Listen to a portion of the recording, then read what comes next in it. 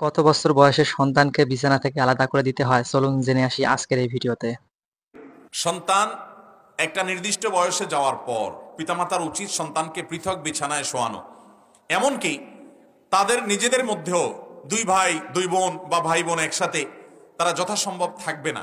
একান্ত গরিব মানুষ, নিতান্তই তার থাকার অনেকগুলো কক্ষ নাই, অন্তত বিছানাটা পৃথক হবে।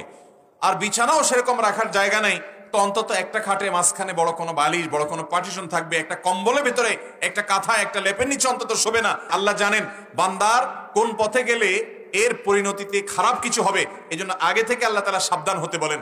আপনার ছেলে মেয়েদের আপনি যদি একসাথে মাখামাখি করেন এবং একটা বয়সে পৌঁছানোর পরও তাদের প্রতি আপনি পৃথক বিছানা করার এই সিদ্ধান্ত, নবী সাল্লাল্লাহু আলাইহি সাল্লামের এই নির্দেশকে যদি আপনি না মানেন, তো এর কারণে বহু মূল্য আপনাকে দিতে হতে পারে, যেটা আপনি কল্পনা করতে পারবেন না। তো এতটুকুই ছিল আজকের এই ভিডিওটি আপনাদেরকে কেমন লেগেছে অবশ্যই কমেন্ট করে জানাতে ভুলবেন না। আর চ্যানেলে যদি নতুন হয়ে থাকেন তো চ্যানেলটিকে সাবস্ক্রাইব করে দেবেন, পাশে থাকা বেল আইকনটি বাজিয়ে দিতে ভুলবেন না, যাতে প্রত্যেকদিন নিত্য নতুন ভিডিওর আপডেটগুলো সবার আগে আপনাদের কাছে পৌঁছে যায়।